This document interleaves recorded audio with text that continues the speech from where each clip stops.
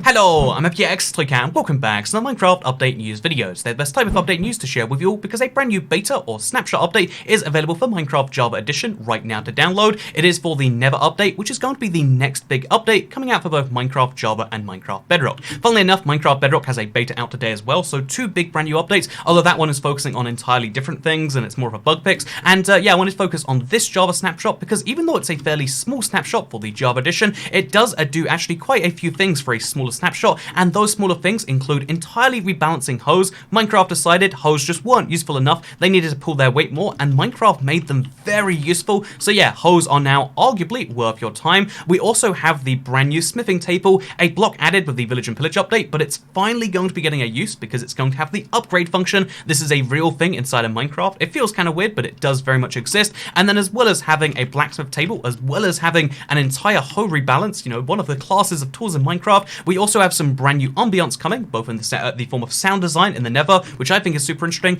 as well as of course in the form of brand new blocks, which made sense before, but they're now in the game regardless. All of these and more are things we're going to be going through in today's video, which I hope you all do enjoy. Let's dive straight into it, because, you know, you might ask, a lot of people have been asking, so what is the, you know, big deal about this snapshot? And the answer is, I wouldn't know what to tell you is the biggest feature in this snapshot, because yeah, to start things off simply, they have rebalanced hoes entirely in this update. They have made it so that hoes are arguably worthwhile for some very niche scenarios, because let's be real, hoes right now in Minecraft, there's no reason to have a diamond hoe. You know, don't waste your diamonds on a hoe. It's a fun meme, but it's also a good piece of life advice that'll take you very far, and also it works in Minecraft as well. So yeah, the reason you shouldn't waste your diamonds on a hoe is because every hoe tills the ground exactly the same. Look, I'm tilling the ground with a wooden hoe, and here's the best hoe in the game, the netherite hoe. They till the ground exactly the same. I mean, is there a difference? You tell me. It might be slightly faster to swing, but is anyone really concerned about that? I don't think so. I'm pretty sure it's placebo anyway. So what have they done with hoes to try and make them more worthwhile? Well, they've done two things. The first thing that you might be able to guess from the crafting, from the enchantment table right here, is that they've actually added enchantments to hoes. Now, although you could previously add unbreaking to hoes if you really wanted to, now hoes actually have 3 separate enchantments available to them. You can get efficiency, which comes in a bunch of different flavors. You can get unbreaking, which obviously, you know, it's existed before, but you know, having efficiency on there is a huge change, because we previously haven't been able to put efficiency on hoes. You can have efficient hoes if you really want to, and that is something that makes sense that we needed our hoes to have. So yeah, you can put unbreaking on a hoe, which is something that's obviously recommended. You can put efficiency on a hoe, which is something that is even better, and you can also sometimes rarely put silk touch on a hoe, because the two problems of hoes, I would say, is that they didn't feel silky to the touch enough, and also that they weren't efficient enough. Hoes just don't pull their weight enough to justify diamonds, but that might have changed in this update. Again, Mojang, very progressive company, and they've decided to make hoes worth their while, and the way they've decided to do that is by making them the default block, not default way to break things, not just in the case of Neverwarp blocks, which we saw last week. I mean, look at the speed of this now, by the way, but also in the case of hay bales now. So here is me punching hay bales. It's funny, I was literally having this exact issue in my, you know, my speed runs this week, and now they decided to fix it. Cool little happy world right there. But you can see how, like, oh yeah, look at this. I'm punching with my fist, and it's slow, and there's no default tool that makes hay bales more breakable. But what if I said that even wooden hoes break it significantly faster? And if we try to use our netherite hoe, you can just see how we can instant break it, which is really fun. So here's a diamond hoe just for comparison. As you can see, netherite hoes are going to be useful in very niche scenarios right now. So we're kind of getting a 1 a week drip feed of what items actually work with the hoe. It seems as though they want to make the hoe more valuable, because again, giving it 1 block was pretty nice, but giving it 2 blocks, it definitely indicates that there's going to be like a next category of things. I think if we're going to add things to include in there, I would say a great example would be, say, melons and pumpkins, you know, 2 things that are notoriously tricky and that you can use an axe for, but would you really want to? I think a hoe could be the ultimate item for anything to do with farming, and neverwarts, farmable, hay bales, farmable. Makes sense that med and blocks are kind of a farmable thing too. So yeah, if you want to break hay bales really fast after this update, you can get yourself a netherite hoe, and that is technically one of the ways you can choose to do that. So I think that's a fun little fact about this update. Maybe you agree, or maybe you disagree. Maybe you think that having these hoes in the game is, you know, causing, it's a big distraction for you,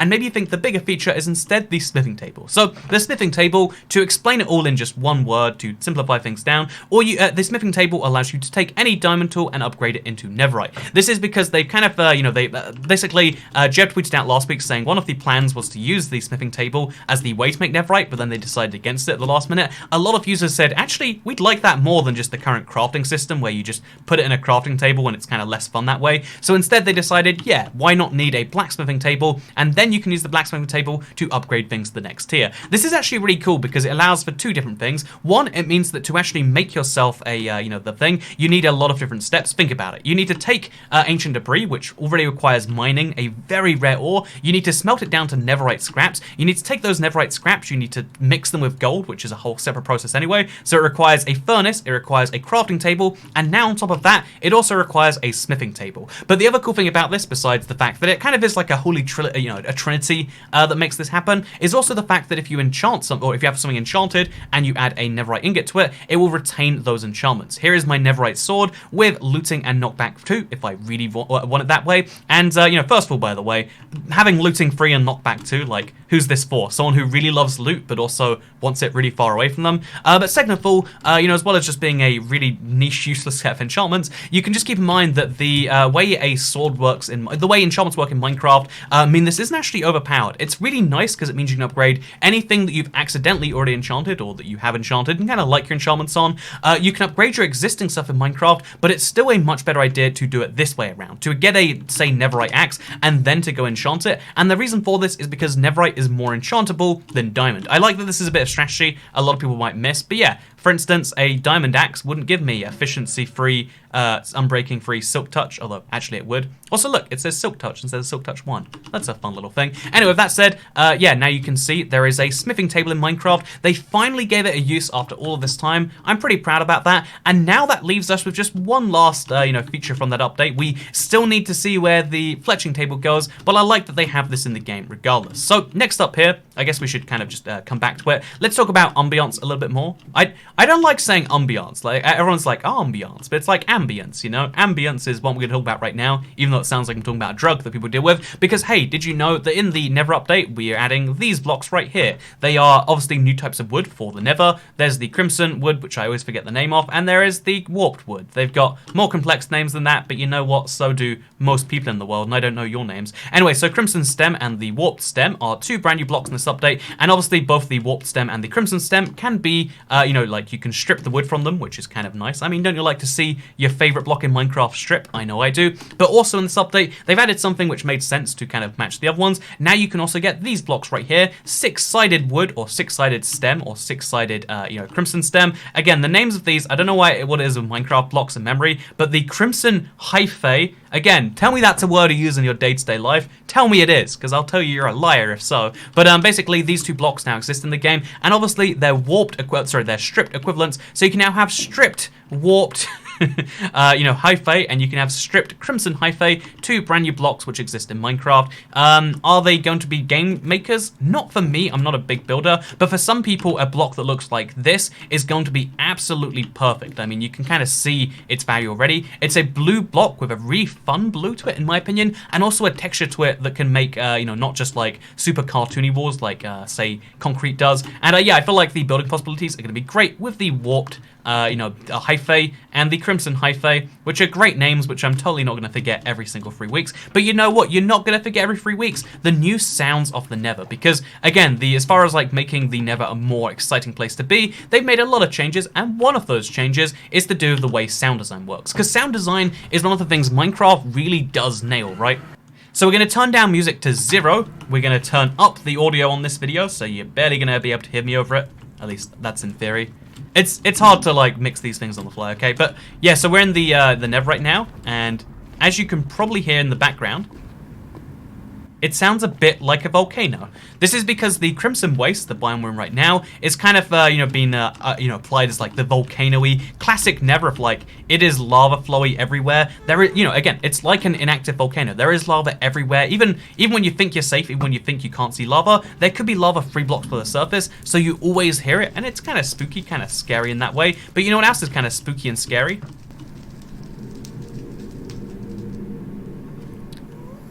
You can hear some kind of background chimes here. You can hear some ghosty sounds, some almost ghastly sounds. There's a lot of kind of spooky-ish noises coming from here. The Crimson Forests have this kind of weird whistle to them, I would say. Again, listen carefully. And there's like a whistly, there's almost like a ghosty noise. You can hear ghasts a lot more than you can normally. That's the kind of fear that is really being triggered here. There's just weird noises to put you on edge all the time while you're in a Crimson Forest.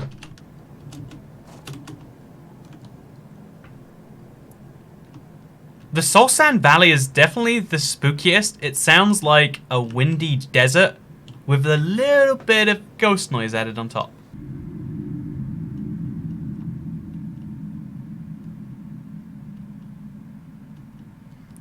And then you'll hear moans, you'll hear static, and you'll hear a lot of things in between. This is a great change that Minecraft's made, in my opinion, because it makes the Nether a scary place to be again. Maybe not for the hardest core veteran player who has all the equipment they need, but when you are vulnerable, when you're going to the Nether for the first time, when you're exploring these biomes for the first time, which a lot of people will be doing when they first get the update in however many months' time, it's going to be a spooky atmosphere because you won't know what to expect and you'll have these noises to kind of put you on edge and some almost give you a little bit of guidance, but also give you a little bit of fear about what might be ahead, and I kind of love that as a thing. I feel like Minecraft does sound design very well, and this is a great example of good sound design as opposed to questionable sound design and questionable design we've seen in general. So yeah, big fan of the way all of these biomes sound. I feel like the volcano one is kind of generic, but it makes you scared about lava, which is one of the fears of the current Nether, so maybe it does a good job, you could say. The Soul Sand Valley creeps me out beyond belief. Like, every time I hear that wave of noises come by, I'm just like, you know, I don't know if I want to be here so much. And then obviously, you know, besides these things, by the way, have we mentioned yet that you can sometimes have, you know, Nether fortresses get collided with these structures right here? Look at this, it's a fossil going through a thing. Also, I just made an advancement, how nice. Oh, another small change they made is here in the Programmer Art texture pack. This is, if you don't know, Minecraft's way of allowing you to use the old textures if you so choose. I think it's kind of nice in my opinion because, like, again, it gives you the option of using the old textures instead of the new ones. And yeah, basically, Minecraft has decided to update this after all of this time to add in the old texture for Crying Obsidian. The thing I like about this is not just like, wow, look how Crying Obsidian looks. I like that Minecraft is actively updating their old Programmer Art texture pack, and you might say, like, well, what's the big deal about that? And these implants just like, it's not a very big deal, but it's the sort of thing that the Microsoft part of Mojang, you know, never seems to do. The Minecraft based in, you know, Redmond that is attached to Microsoft seems not to be so keen to give users the direct experience of going back to something. They like to wipe things out entirely, like, nope, that's the old art, it's gone forever, here's the new thing. Whereas Minecraft Java, the Mojang team based in Stockholm, seem to be much more committed to retaining the past because people like how Minecraft used to look. Maybe not as much as they like it now, but some people like the nostalgia, some people just like it more better overall. In the same way, think about it this way, you know, Minecraft Java has snapshots, Minecraft Bedrock has one version of the game, there's no official way to go back to those previous versions. Think about it this way, Minecraft, you know, obviously wiped out the old legacy console editions to make Bedrock, you know, make way for Bedrock, whereas that's not the same thing here. Obviously, you know, it's just an easy way to maintain things, to just destroy things rather than let them stay around, but it's also a big difference between the two offices, both in Stockholm and in Washington, where Microsoft is based.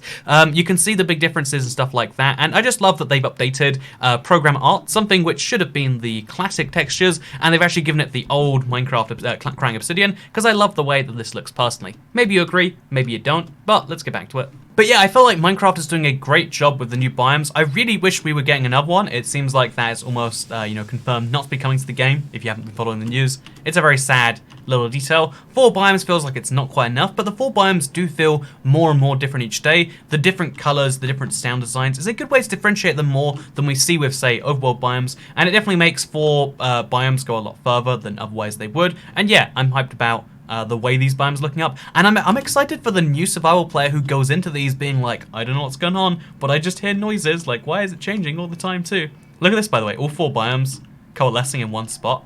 We got Soul Sand there, we got or Soul Valley there, we got Crimson Forest there, we got the Warp Forest here, and we got the Nether Wastes all here. Just to confirm that's true, by the way, because that's crazy if so. If you look on the left-hand side of the screen, you can see Crimson Forest, Soul Sand Valley, Warp Forest, and then Nether Wastes, which means there is a space where right here it's Nether Wastes, right here it's Warp Forest, right here it's Soul Sand Valley, and right here it's Crimson Forest. I thought it'd be 4 blocks, but it's close enough. Anyway, long story short, this update is shaping up pretty great. But just in case you are curious about the other things going on because let's include those too, because why not? First of all, this snapshot also made a change to fish, so update aquatic, but rebalance.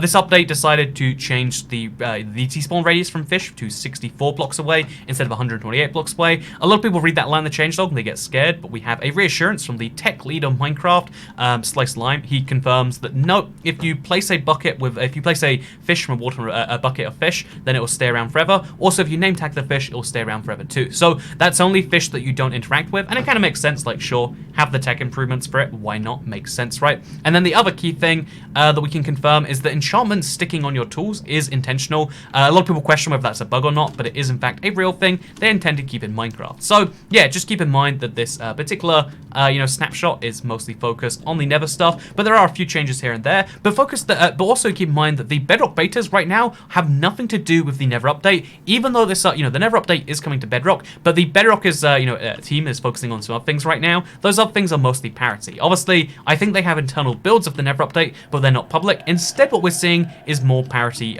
features. Today we saw, for instance, they finally fixed the bug and/or parity difference that you couldn't get trident enchantments from villagers. Now you can get enchantments that are related to tridents from Minecraft villagers, which I think is a nice little change. So yeah, they're fixing bugs slowly one by one. They're adding in parity features, and you might say it's weird that they're doing that when they should be focusing on the Nether update, but if they're also making the Nether update, then this is just bonus parity features. This is just bonus bug fixes, and I feel like Minecraft should be doing these at some point, and if now's the time they want to do it, then now is the time they choose to do it. So yeah, bear in mind there's a new beta today. It's significantly less exciting than the brand new snapshot. The brand new update for Minecraft, Bedrock as a whole, I imagine will be coming in the next few weeks. Again, towards the end of March would be my prediction personally. We'll talk more about that in the future and what exactly they're fixing as far as parity, because when you say parity, it just sounds like you're talking about, like, I don't know, something that is very much like a parrot, but no, I'm talking about pretty big changes that I'm excited about, and let's go through those in a future video. But for now, thank you very much for watching this thing. I hope you all enjoyed it. In case you're curious, tomorrow, because we mentioned speedrunning very briefly, tomorrow I will be back at the speedrun thing, because my time was I'll explain that in a future video. But for now, thank you very much for watching the snapshot videos. I hope you're all excited, and just remember, it's slightly more worthwhile to waste your time and resources on a hoe. You might think that just because a hoe has betrayed you once that you can never trust another one, but the truth is, even though hoes don't have the loyalty enchantment, you can earn the loyalty of a hoe, you can invest your time, your resources, and if you believe, the hoe won't betray you. All the time, at least. Anyway, thank you very much for watching, because I'll see you all next time. Goodbye.